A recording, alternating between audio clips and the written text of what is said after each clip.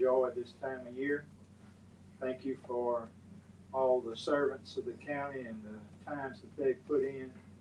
As we approach this budget, thank you, Lord, for the efforts that the financial group has put forth to try to come up with alternatives for us to balance this budget. We thank you for their talents and their efforts and their willingness to continue to work long hours to make this happen. As we look at alternatives for funding our budget for the coming year, give us wisdom and knowledge, give us patience with each other. It's in Jesus' name we pray. Amen. Amen. I pledge Allegiance to the flag of the United States of America and to the republic for which it stands, one nation under God, indivisible, with liberty and justice for all.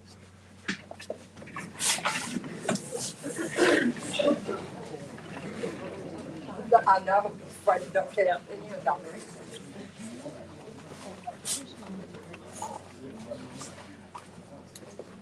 Well, again, good morning to everybody. Thank you all for being here and for your concern and interest in this this task we have of balancing the next year's budget.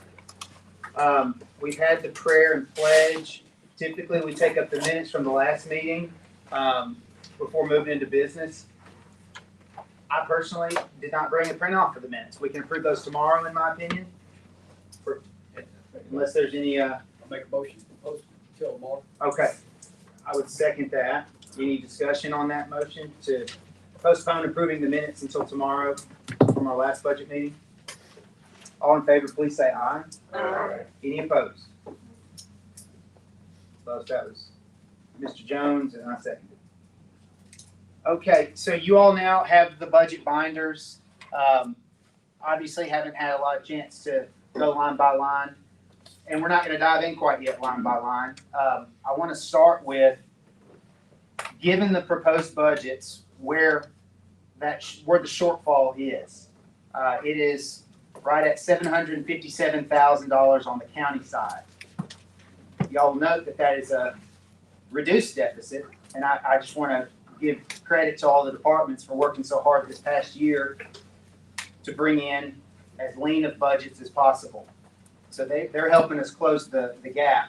But that's on the county side, 757.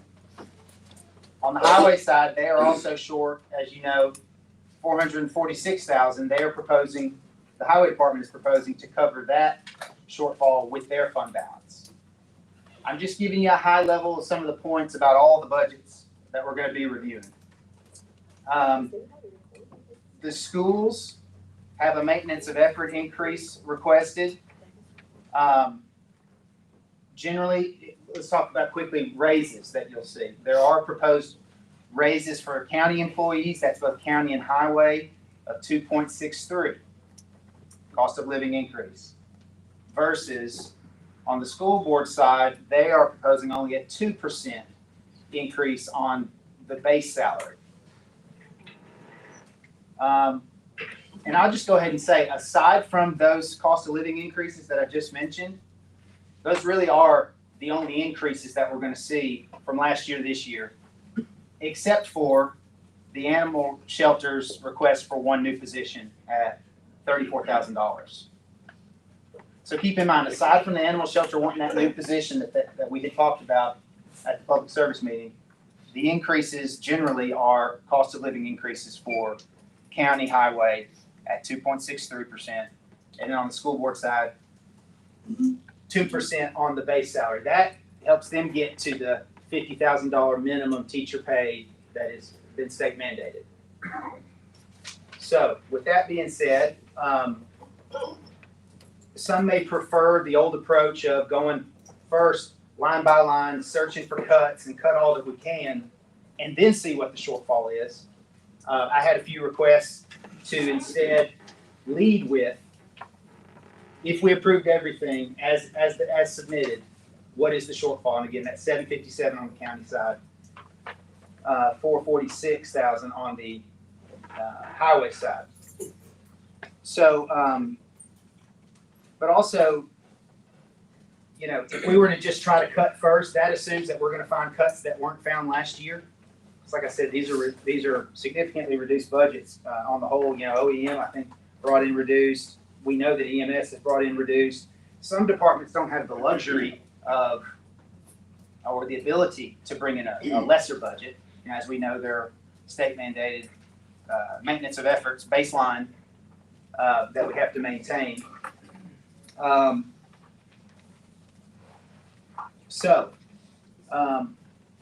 But I think given we know that increased costs have happened in all areas, from fuel to materials to insurance to utilities. So I think given those rising costs of everything, the fact that the shortfall is actually less this year says a lot about the departments and the work they've done leading up to this point.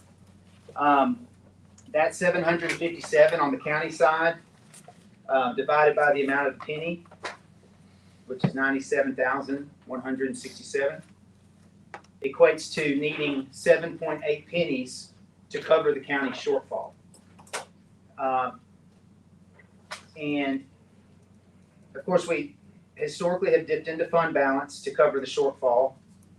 Of course, property tax and that amounts to 7.8 pennies is also an option, but I think we all agree that is the last resort, worst case scenario, having to raise taxes. The goal here is to balance this year's budget with no increases in taxes.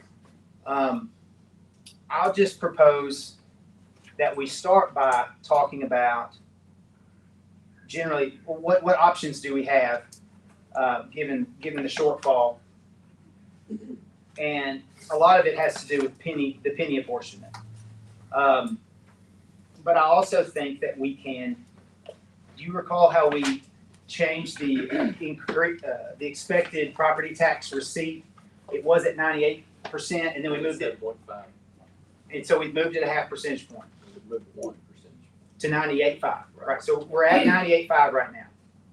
I know that this year the receipt has been 100+% already.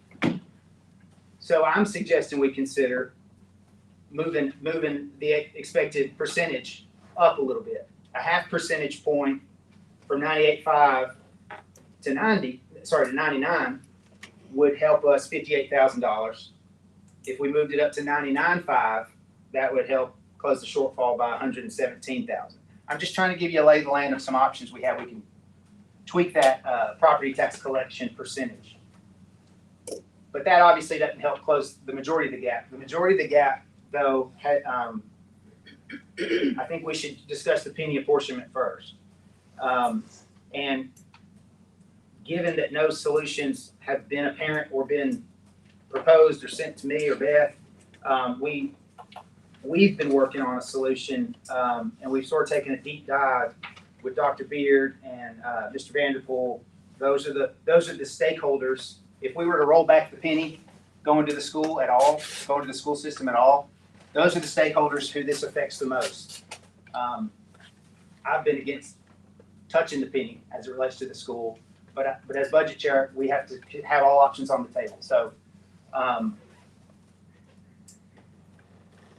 think that probably the director of schools herself would be best to describe sort of the implications of if we roll back any of the pennies going to the school system. Dr. Beard, I hate to put you on the spot, but would you like to give us just generally an idea of your needs and the implications of rolling back any of the overcollection by the schools?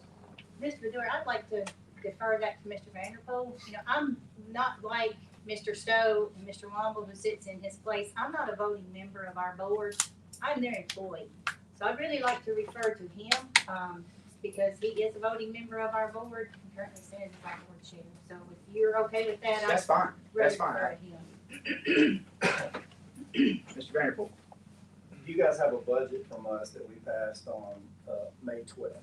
And as you alluded to, it includes a maintenance of effort of $732,148. And that is looking at the growth on the penny at the current rate of 98.5, collection rate of 98.5%. When we look at that growth that we would anticipate from the penny, which hasn't been actualized in our budget yet, and we look at, and we know that that growth comes from residential development and residential growth, and we are seeing that increase, and it's a positive. Even with this tax increase and trying to budget based on that, we're gaining more dollars from it because there is rural residential economic growth in that fact. Also, when we look at the over collection of state mandated sales tax, and with the passing of the local option sales tax, we're collecting that 50% to education across the board, across the county. And we're seeing, it's hard for Tony to get that exact number because it all comes in a lump now of the 2.75%. But we're pushing that $400,000 mark in collection of local option sales tax. So when you look at how we grow our fund balance and how we prepare for school renovations, for teacher insurance premium increases, which is why we only put a 2% increase in our budget, because we want to prepare for that late fall adjustment where we help our teachers out with their insurance premium increases. Also, we pull bus purchases out and make those in that same timeline every year, because it is at that time, September, October, that we always have a joint look at where we are on our collections. So I say that all to say that we passed that budget on the 12th for the school board. Nothing changes on that. It's no new money. It's using our over collection and our fund balance to do that. I have plenty of, we can answer any questions on where that budget truly landed and where that deficit came from. But to kind of shore it all together, when we look at what we're doing on property tax collection and sales tax collection and how the school system is over collecting in those rounds, Dr. Beard and I talked about this, and then especially once I was aware of the issue paper that Graham sent out, and it said, you know, hey, we need to look at the apportionment of pennies. And I agree with that. Collectively, collaboratively, the school system is doing well with its collections. And as we discussed and talked and sat down with Beth a couple times on this, and Shanna, I think the school system can release as much as 5 pennies. And again, it's not that we're releasing it. I don't want the public or anyone to, you guys can take it from us. You can take however many you want. But I'm wanting to preface that 5 pennies and where the penny sits, and especially if you change the rate of collection on the penny, we're going to bump up and get closer and closer and closer to 500,000 with 5 pennies. It's just under 5 if you bump that rate of collection rate up. And Tony and I have talked, Reisner and I have talked extensively. Of course, you guys know if you call Tony, you're in for the long haul. So we talked extensively, and he projects with residential growth and what we're seeing that penny value will continue to go up. And you know, it might be, penny might go all the way up to 100,000. You know, we started off before last budget season at 93,000, and then this year now we're sitting at 97,167. So there is that growth. So I say all that because I do not like the idea. You guys have heard me last year. You know, I defended taking pennies from us. I've even been on the statement of, you don't take one department that's doing well to shore up an department that's not, because you might have 2 departments that not doing well or equally as just average. So, you know, do I think this is the best practice? I don't think it's the worst, and I definitely don't think it's the best, but I think this is a way for us to begin these deliberations by saying that we can almost knock 500,000 or just shy of 500,000 off of this shortfall. Again, there's a lot of work to go through on this. You guys would still have to approve our budget as we presented it. Again, it's no additional dollars. It is asking for an MOE increase.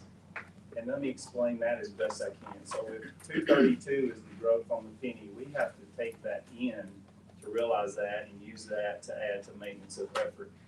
And then we've also said we need 500,000, which is what we have kind of set up that we should do every year for maintenance of effort.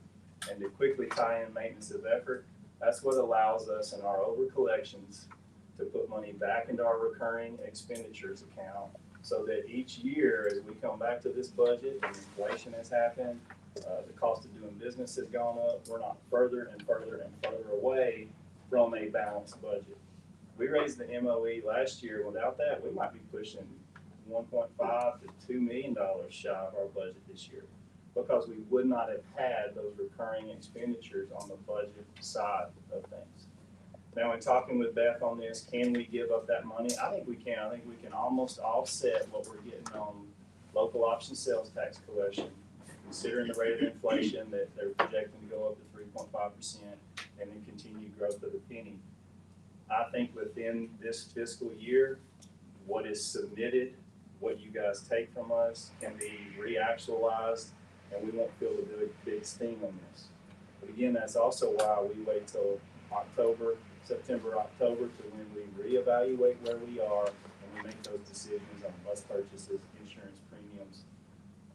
And one last thing, I'd be remiss, because we've been working with Chuck Eddy, with World HFR, with kind of our renovation plans and perspectives, and a lot of work's been done there. And we will be coming to you guys in July to move again money from our fund balance and over collection to our capital accounts 177 for roof repairs, asphalt, just the maintenance, the general maintenance of all 8 of our schools and school buildings, not just the ones that are getting pinpoint renovations at this time. And again, a lot to talk about. Our fund balance, you'll see that we have a healthy fund balance, but that is strategic, that is planned. Whichever school or set of schools gets the next renovation, we're gonna have to have the money set aside in 178 to either fulfill the first phase of it or to plan for the entire. And our fund balance shows 11 million, but when you consider our bond payment, and when you consider our 500-ish shortfall this year, again, taking money from over collection, we are sitting more around the $9 million mark in our fund balance. And there's not one school right now that we can renovate for less than that.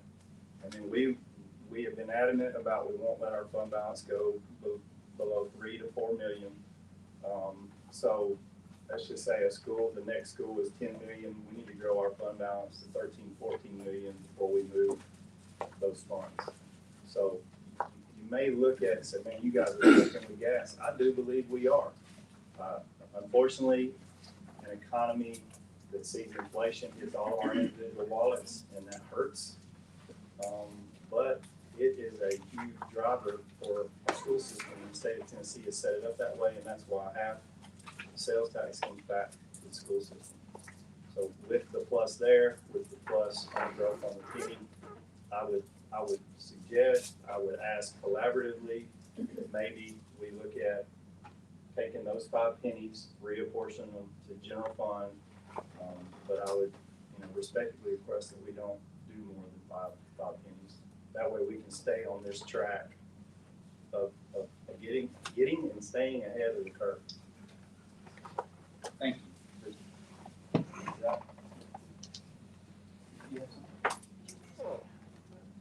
Beth, did I leave you? Yeah, Beth would like to speak on what it would look like from the finance side, but I just at this point want to say, we're not talking about rolling back any sales taxes, because we can't do that.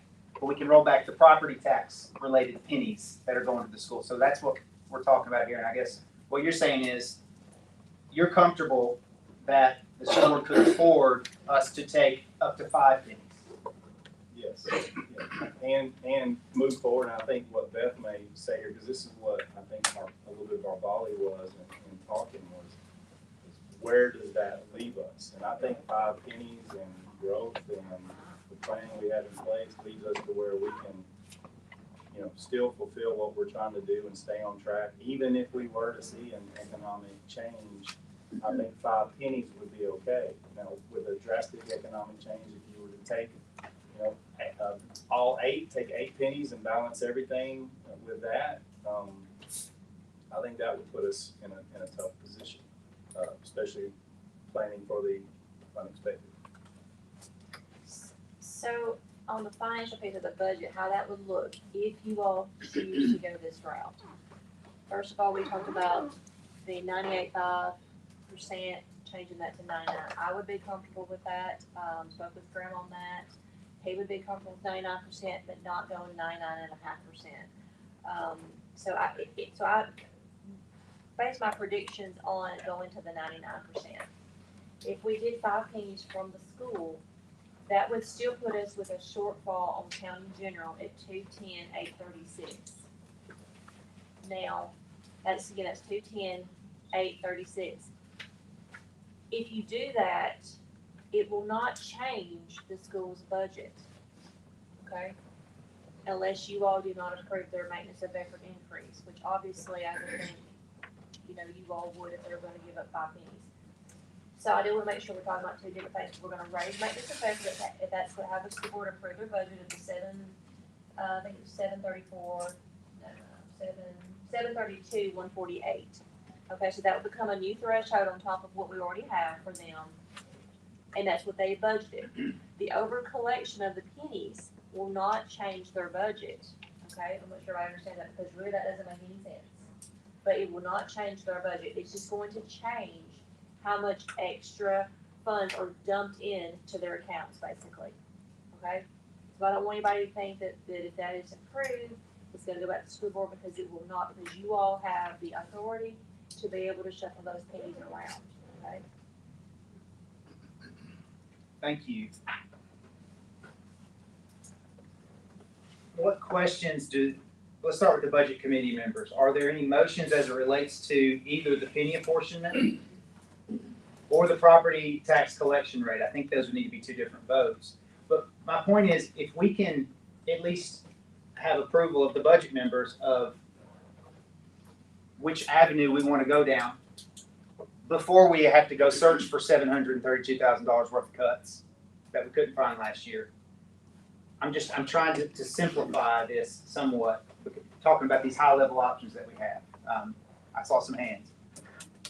Mr. Jones, then Ms. Goolsby. I'll make a motion that we move the collection rate to 99. That's what I was. Okay, great. Lois, did you get that? We had a motion by Mr. Jones and second by Mr. Hopkins or Ms. Goolsby. Take your pick. Let's open that up for discussion. Knox, did you have something? What does that put the penny value at after that? Okay, so 99. Is Josh still, Josh, could we put this on the other screen, overhead, that they can get a visual too? Because I do have, HDMI.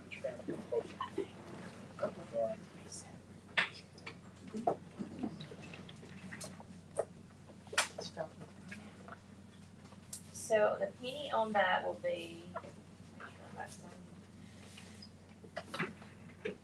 97,661. 661. 97,661. Of course, that's going to change the highway as well. Change, increase what the highways receive as well. Which decreases their shortfall. Correct.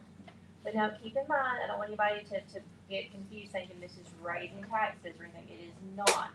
These funds are going to automatically be put into these accounts. So let me just back up a little bit. I want to make sure everybody understands what we're talking about here. So when the penny adjustment is given, or assessment rather, from the tax assessor's office, they get provided me with a number.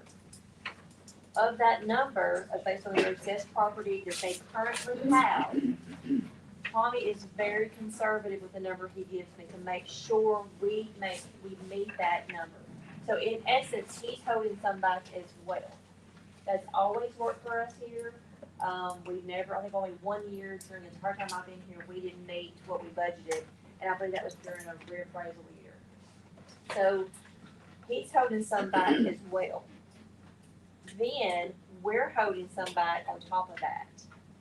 And so last year we over collected, which I mean over collected, over what we budgeted for. It didn't change the amount of what everybody was assessed.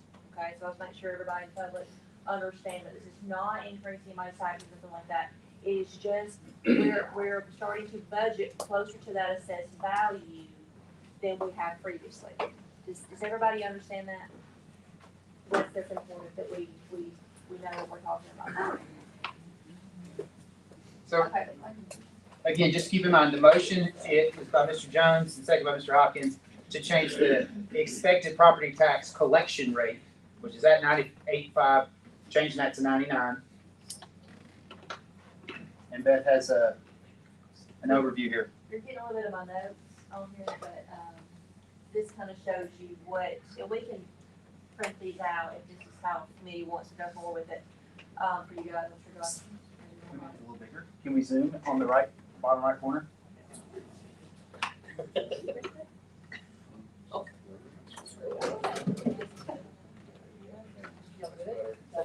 We haven't voted on that.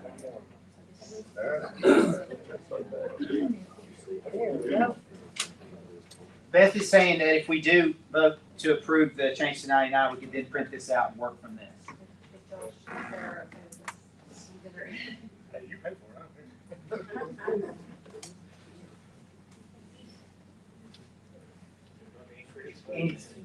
Anything you'd like to point out on what we're looking at, Beth? Well, it's the same thing that you're seeing in your first page of your binder, showing what the community pays. So here, down here, this is the number that Tommy gives me, okay? And how much total assessed property. And then there's our percentage that we're factoring in, from 98.5 to 99. So that becomes the amount that we're using. Then to do the penny calculation in all its glory, you divide it by 10,000. That's my notes from a long time ago, because I didn't understand how that worked. And then you can put it up there and how it goes to the tax rate, and it divvies out, what each side gets.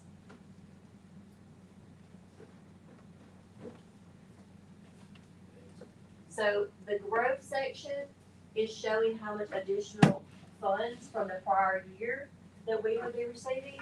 The growth was the 0.5, shows how much more, each fund would receive based on going from 98.5 to 99.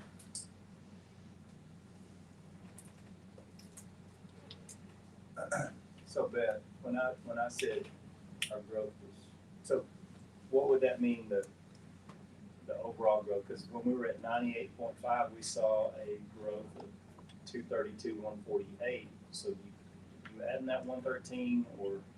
When we did the growth, that is how much from what you're, and for you guys. The 35. Okay. Yes, for you guys, It goes to 268,065. yes, that's how much you would, but see, because it makes some effort, you guys are budgeting at 7 million. Right. And you haven't been. You've still been stuck back for eons ago from the 6 million 70. So for yours, it doesn't make any sense for you guys, because it's never matched, it won't match. But it is showing how much you would actually be receiving in your coffers, but not your budget. Got it. And I know that makes no sense, but that's because of the maintenance of effort, that's how it's held to. Before we go to a vote, I want to follow up on something you said, kind of as an aside. You said the only times we've seen it come in lower, the actual collection, is on a reappraisal year. This is such a year. It was one, like, back early 2000s. Okay. And I don't even know Tommy was the assessor then. Well, in an effort to, in my desperation to try to figure out how to close the gap, I thought, why can't we just raise it to 100 if we've had 100+% collection this year? But I think the short answer is we need to be conservative. And that extra, whatever it is what allows for solving for emergencies, unexpected. So I think the more conservative approach is to do what this motion is, to only raise it a half percentage point, even though I'd like to raise it more. Ms. Jones? How do you get 100+ collection rate? How do you get her, if people are just paying their property taxes on time? And Okay. also, or paying them between now and the end of the year. But also it goes back to that assessed value number. So So what actually was, and I actually have it from Tony, because he was pleased to let me know as of May 19th, we had received over the budgeted amount.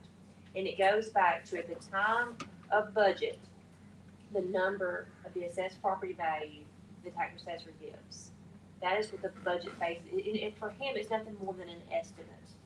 Because he has to go through too as well and figure out what does he think. So every day, the way he's explained to me, and I don't want to speak on behalf of another department, but how I've interpreted over the years is every day they're keying in new things. So when and that's why he usually waits to the very last minute to give me, because the longer we wait, the better we get. So he's giving me that data, and then we build out from that. So you're saying that we're collecting over 100% because it begins with just an estimate? I mean, a good estimate, but Yes. conservative. I got you. Could it also be explained by new properties coming on the tax rolls? Yes, because by it, Ms. Jones? yes, that is correct. I think it also, like, you can't have more than 100%, right? Yeah. That was my thought too. But it can be explained by new houses that weren't on the tax rolls when that estimate was made. They're now on the tax rolls. So new development has helped this. So that's why it's pretty safe to go with 99. I think so. I think so in this environment, because like I said, when I first started doing budgets, we were at 97.5. And some of you remember that, because back then, we didn't have the growth that we do now out in the county. There wasn't, construction like it is now. So, when Graham and I spoke about it yesterday, because he was very reluctant, and normally you all know how conservative I am, and I'm very reluctant to start budgeting more. But I looked back at last year, and we over collected, as well. I say over collected, we received more than we budgeted. That sounds better to say when it comes to property tax. And then I looked at it this year, knowing that, by May 19th, we had already exceeded the budgetary amount. I think it is safe, and I think it would be almost not doing it justice if we didn't, because that just puts more of a tax strain on the rest of the funds. So how much overage last year? Last year, on county, it was over 100,000. But you don't know how much. You mean 100%? We actually get it over 100%, and it was over 100,000. We can get to Okay. that, because I actually looked at that yesterday, because I wanted to have basis to make sure before we, say that going forward. But now, we do need to keep in mind, if we were to see, housing development slow down, we were to see growth, cease, we need to probably look at readjusting this number back down. The last thing we want to do is not meet budget on property tax, because that's how some of our funds sustain. What questions do we have relative to the motion right now? Or comments? Public comment? Hearing, seeing none, we'll go ahead and vote on the present motion. Does anybody need me to restate the motion? All right, Dr. Lathrop. Aye. Mr. Jones. Yes. Mr. Adams. Aye. Mr. Hopkins. Yes. Mrs. Jones. Aye. I'll vote yes, and Ms. Goolsby. Yes. So that's unanimous after a roll call. Okay, good. So that is the property tax collection rate. Is, Mr. Hopkins? Yeah, I guess next motion is removing 5 pennies from the schools. All right, Mr. Hopkins has made the motion, seconded by Dr. Lathrop, to roll back 5 pennies from the schools What's that? of over collection. And that, to clarify, is not any of the sales tax dollars that they receive, but the property tax pennies. Ms. Goolsby, do you have something? Well, do we need to designate where those 5 pennies go? General, okay, I apologize, I made too many assumptions there. I want those to go to the general fund. Thank you. Okay. Everybody understand what the motion is? Mr. Jones? I do thoroughly appreciate them rolling back I want to send back 5 pennies. That's big on their part. But me sitting here as a budget, I'd like to also amend that motion to take the 5 pennies back and half of the maintenance effort. And the reason I'm saying half on there is because they'll see as we go through this, I'm gonna be consistent on maintenance of effort on all the things until we can get every bit of this here and see where we're at. All right, so we have an amendment. Would anybody like him, Mr. Jones, to restate his amendment? Yes, please. Yeah, that we take 5 pennies and we keep half of, cut the maintenance of effort in half. That, and let me tell you, that gives them 488, 305 from the 5 pennies. And then 366 on half the maintenance of effort. So that's gonna put us at about 854,000. So that's gonna put us about 100,000 back to the good. Thank you. Is there a second to that motion? I'll second it. All right, Ms. Jones has seconded the amendment to the motion. So the difference between the motion and the amendment is they're cutting their maintenance of effort increase in half. Let's discuss that. Mr. Vanderpool. I think that's more of a budget vote, because that's part of our budget, not rolling pennies back. So, and in doing that, then that would change our budget. And Beth, I think you can speak more to that. But again, us asking for the increase of the maintenance effort is to kind of help future-proof losing these pennies, and at the same time, keeping consistent with this ever-changing world of education, with federal dollars being taken from us, state dollars, give and take. It just allows us to continue profitably. But I think what you're amending would be more when we go to our budget and not penny allocation. Beth. Yes, so if you do that motion, then the school board will have to go back and change their budget. Because you would be adjusting what their maintenance of effort increase. And I don't know how the timing of how that would be, try to get our budget amended.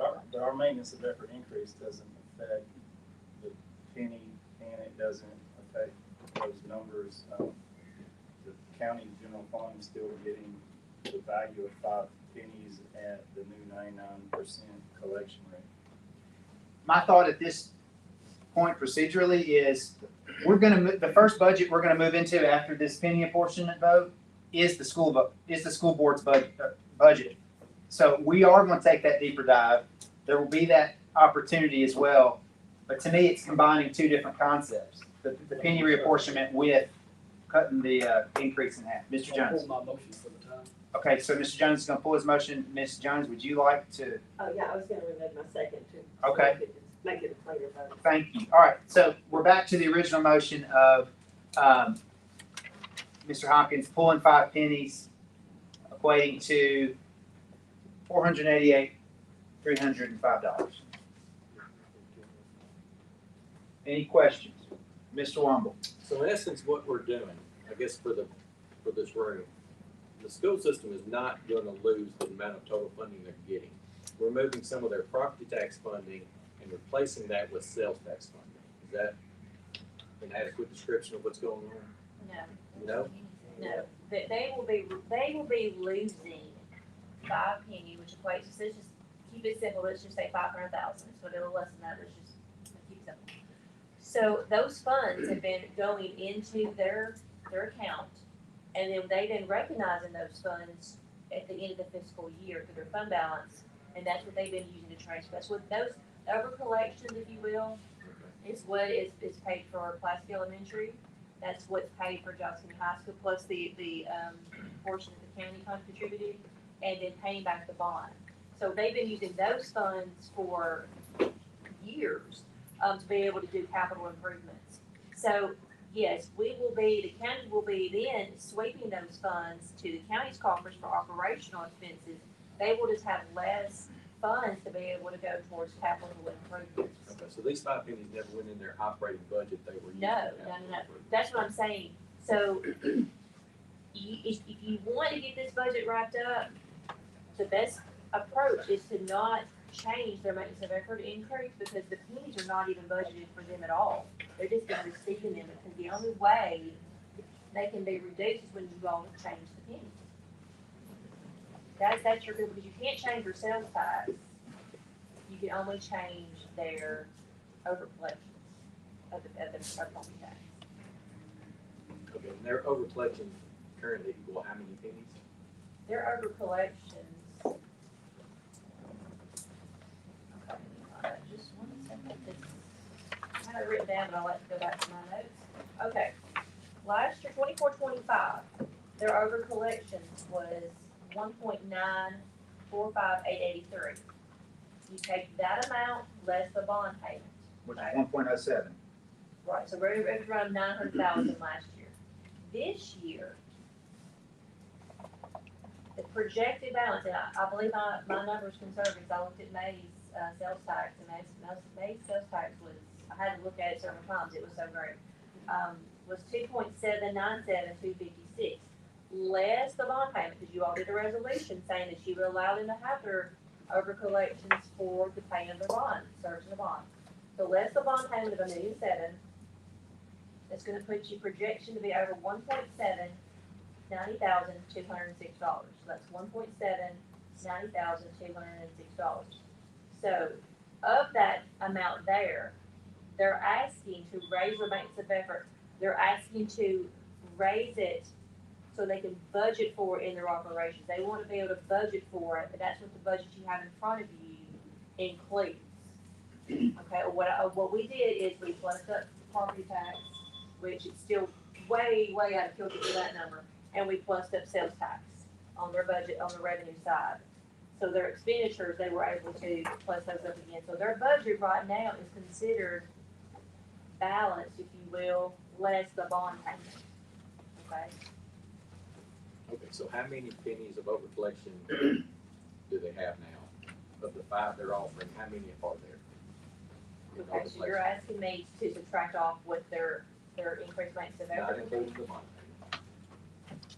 payment. Sounds like a great offer from the school system. I don't mind asking a question I don't know the answer to. Say again what you just asked. How many pennies are in over collection that haven't been budgeted, have been? Can't you divide the 2.79 by the amount of the penny? 1.945.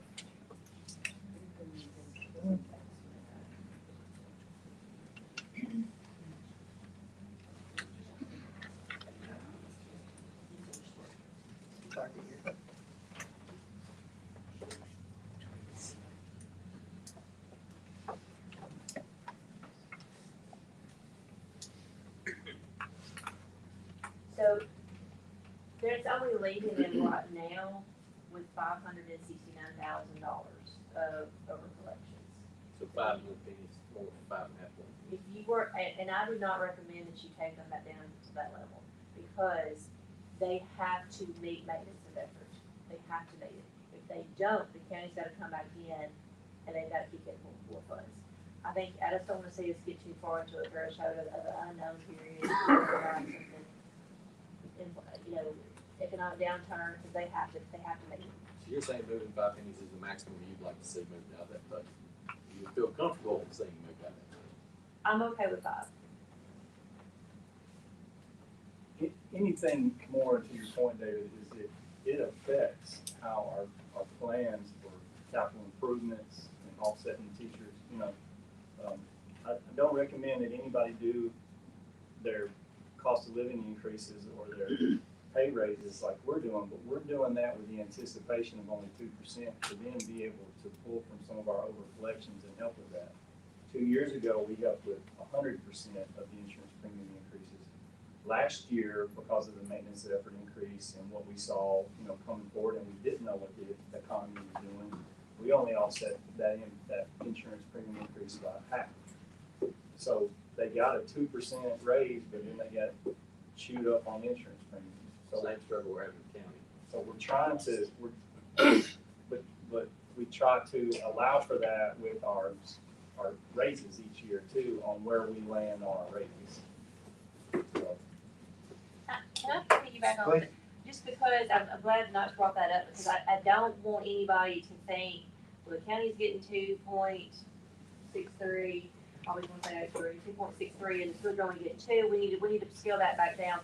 We need to make sure everybody understands, we're talking about two different things of how they do their employee, insurance package. The county, we are still stuck at the same rates of 2022 on the county rates. Our county employees pay a lot more for health insurance than the school employees do. They made a focus to try to do both.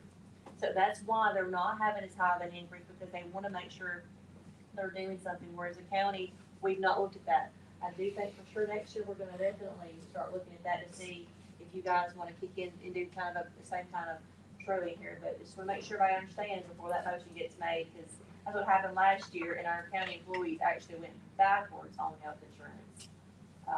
Keep in mind that we're required by the state of Tennessee to contribute at least 45% toward their insurance, and I don't know that the county has that kind of rule. So we try to help them out when we can't give a substantial raise. So it is two different types of raises and considerations. Yes. And just to remind everybody else, school saw a utilities increase of $222,000. School saw a diesel increase of $35,000. The employee raises, which Governor Lee mandated to get the base pay to $50,000. This 2% teacher salary on the base teacher salary rate equates to $733,000. So $733,000 plus $222,000 plus $35,000. They are covering the difference of what they're asking for in their maintenance of effort increase. Yes, sir. And while you're doing those numbers, we saw grant losses this year, which were just the end of grant losses or whatever the case may be. And as we get into our budget, we can point to those as well. So it's a moving target, and it's a lot. And when you're state and federally funded as well, and federal government taking money away, and it's hitting us in the worst places in our title programs, in special ed. And again, that's another reason why us trying to do a COLA raise is way more significant for us when we have to maintain that maintenance of effort for special education as well. And it goes up exponentially when we increase that. Mr. Hopkins, sorry. What percentage of teachers' insurance are you paying currently? You told us it's a minimum of 45% per state law. How much are you paying? So this past year, I don't have that number, but this past year we kicked in 70,000 on the increase, on the premium increase. I guess my point is I'm trying to look at, I'm not looking at percentages for that, I'm looking at how much what we're doing for the schools, or teachers in this case, specifically, versus what we're doing for county employees. And I think that's a relevant number, because we should treat people similarly if we have the ability to do so. And so that's why I think that number is relevant. On family coverage, on the top tier, it's about 68%. Do you want me to list all of them? I just want to know that we're paying way more for teachers than we are for county employees, and I think that they should be treated similarly. We don't have excess funding, the school apparently does. I think that's something we need to consider here. That is problematic for me anyway.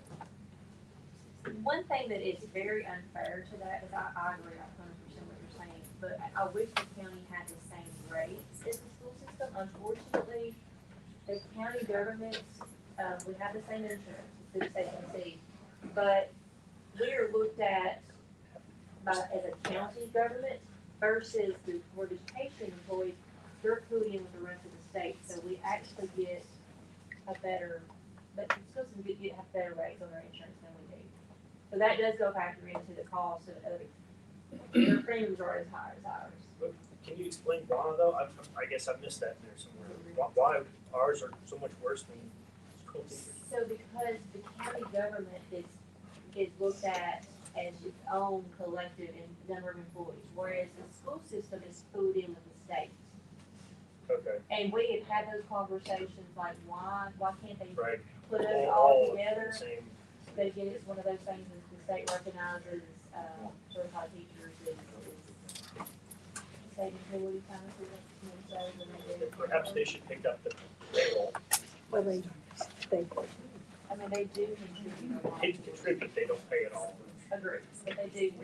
Otherwise, there wouldn't be a line item for that on here, and we wouldn't have a budget issue right now. So that's an accurate statement.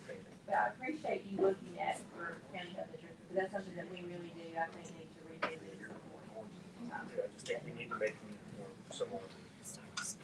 Thank you. Remember, Ruth, that's for all of our employees who have insurance. That's not just our teachers. That's cafeteria, bus drivers, custodians, maintenance. That's everybody, not just the teachers. Fair enough, I'm just looking at the majority.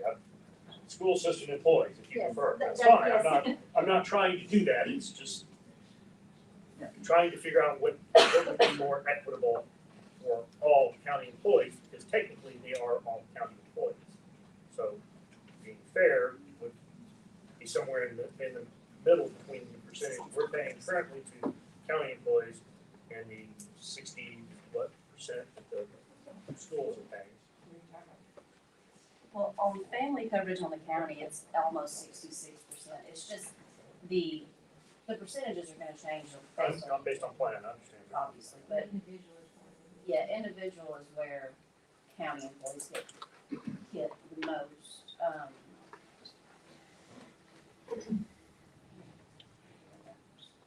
I appreciate it. I just want to remind everybody, the motion is regarding the 5 pennies. We have Mr. Adams, Mr. Jones, then Ms. Pruitt. Talking about this insurance one that everybody pays, anybody knows that a highway worker out here cutting down trees, raining, stormy going on, is more likely to have an accident than a school teacher is sitting in the classroom teaching. And I think it ought to be treated though. Depends on the students. Depends on the students and what they brought to school. Well, you could get run over by a cow too, she's wild. But Again, the motion isn't about insurance. I think it is a conversation we need to have. I'm just trying to keep us on the motion. But thank you, Mr. Adams. I mean, I agree about risk. I think it ought to, and I know you can't get too much help when it comes to insurance, because I've had it and I went through for years without it. But everybody has to pay the same when you go to the doctor in the hospital, unless you don't pay it at all.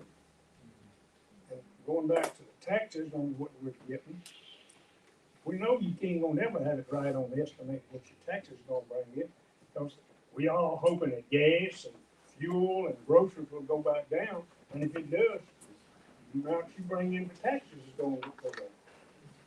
And so you're gonna always be off on that, but everyone's gotta pay it unless you've got somebody that's gonna pay it for you. And it's a lot harder for a property owner to get up here and tote all the burden than it is just getting everybody. Thank you. The good Lord's been good to me. I own 4 parcels and I pay taxes on them. And if my taxes keep going up, I'm gonna have to get the other part of mine to pay for the thing. Cause I get a little over 2.5% increase from the government. While other stuff goes up 4 and 5%. So every year when you change over and get that 2% raise, you say, boy, I got a 2%, but your other stuff went up 12%. So you still in the hole. Mr. Jones. Every year, about this time of year, we do this budget, and it really comes across as being divisive, when the truth is, we're all in here working with trying to work with each other, and to favor the taxpayers. All right, that's what we're looking at. The real culprit is sitting in Nashville, and I know this gets off the subject. The real culprit is sitting in Nashville and won't return as much of our tax money as we'd like for them to return since 2004.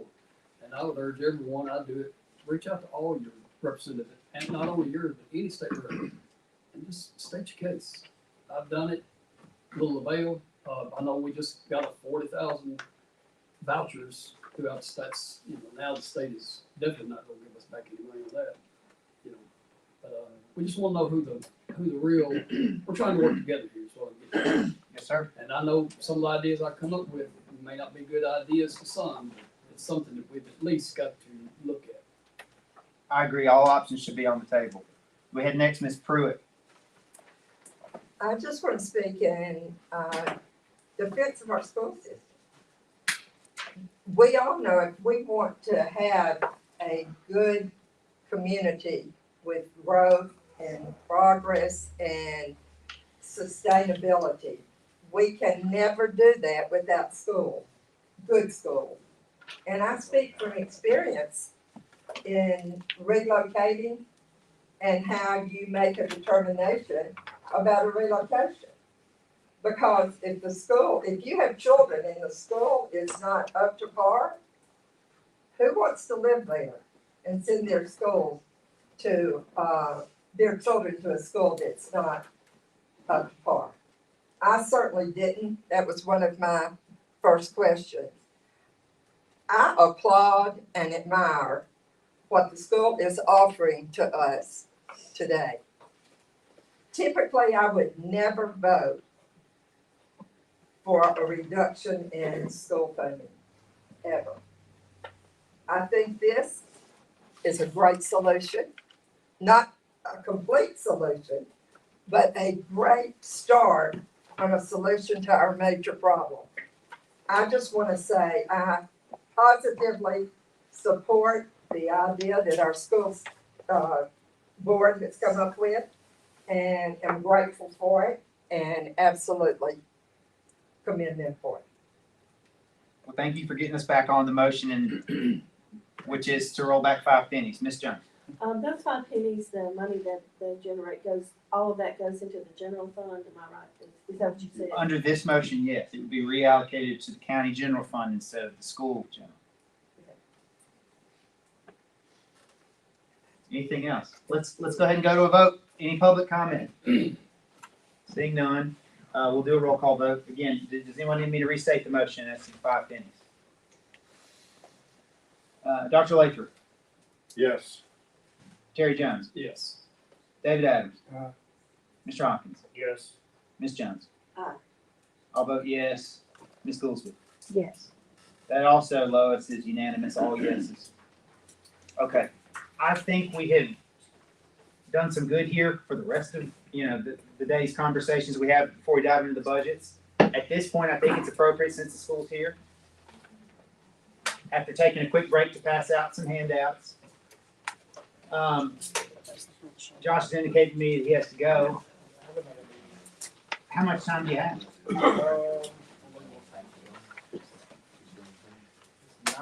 could be up there by 11. What time do you need to leave? I just gotta go to the corner, actually. We're gonna take up schools, then we can take you up right after. Any objection to taking a quick break and then taking emergency services up? Okay, all right. We'll take a 3 to 4 minute break. Hey, there's plenty of coffee in the kitchen area if you might want.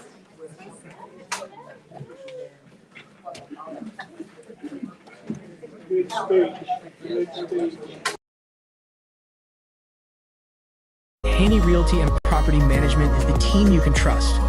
Our extensive knowledge of the market and industry allows us to help our clients with any real estate need. We know how to get results. So whether you're looking to buy, sell, or rent, let us put our expertise to work for you. Call us today at 931-347-9150 or visit HaneyRealtyPM.com to learn more. Haney Realty and Property Management, your best friend in real estate. If you're looking for a new job, let M&M Staffing be your guide. With over 20 years of experience, we know how to connect great people with great opportunities. We work with over 80 companies, so we're sure to find the perfect job for you. Our team is dedicated to helping you succeed, and our high customer satisfaction rate proves it. Ready to get started? Visit us at mnmstaffing.net or give us a call today at 931-347-4255. For over 50 years, PES Energize has been proudly powering our community in Pulaski and Giles County, Tennessee. We're more than just an electric utility. We also offer internet and phone services. Our commitment to our customers and our community is what sets us apart. We're dedicated to providing safe, reliable, and innovative services. At PES Energize, we believe that serving you is a privilege. We're here for all your energy needs. Visit PESenergize.com or call us today. When it comes to insurance, Winterburn & Associates Insurance is the team you can trust. We offer coverage for your home, auto, business, and more. We work hard to find the best policy for you at the best price. Our personalized service means we take the time to understand your needs and make sure you understand your options. We want you to feel confident and secure with your insurance policy. Let us make insurance simple for you. Get a quote today at winterburinsurance.com or call us at 931-363-8638. Department of Pulaski is here to help you save money. Natural gas is safe, efficient, and cost-effective. It's up to 50 to 60% less expensive than electricity for home heating. Plus, it's clean and efficient, so you can feel good about your choice. Call us today for service or visit our website to learn more. Make the switch to natural gas and start saving today.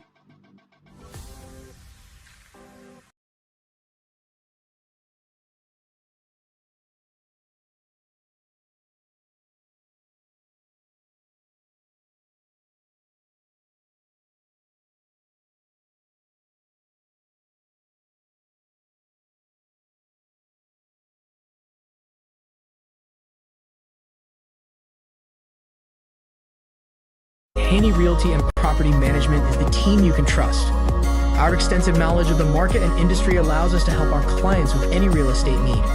We know how to get results. So whether you're looking to buy, sell, or rent, let us put our expertise to work for you. Call us today at 931-347-9150 or visit HaneyRealtyPM.com to learn more. Haney Realty and Property Management, your best friend in real estate. Looking for a new job, let M&M Staffing be your guide. With over 20 years of experience, we know how to connect great people with great opportunities. We work with over 80 companies, so we're sure to find the perfect job for you. Our team is dedicated to helping you succeed, and our high customer satisfaction rate proves it. Ready to get started? Visit us at mnmstaffing.net or give us a call today at 931-347-4255. For over 50 years, PES Energize has been proudly powering our community in Pulaski and Giles County, Tennessee. We're more than just an electric utility. We also offer internet and phone services. Our commitment to our customers and our community is what sets us apart. We're dedicated to providing safe, reliable, and innovative services. At PES Energize, we believe that serving you is a privilege. We're here for all your energy needs. Visit PESenergize.com or call us today. When it comes to insurance, Winterburn & Associates Insurance is the team you can trust. We offer coverage for your home, auto, business, and more. We work hard to find the best policy for you at the best price. Our personalized service means we take the time to understand your needs and make sure you understand your options. We want you to feel confident and secure with your insurance policy. Let us make insurance simple for you. Get a quote today at winterburinsurance.com or call us at 931-363-8638. Department of Pulaski is here to help you save money. Natural gas is safe, efficient, and cost-effective. It's up to 50 to 60% less expensive than electricity for home heating. Plus, it's clean and efficient, so you can feel good about your choice. Call us today for service or visit our website to learn more. Make the switch to natural gas and start saving today.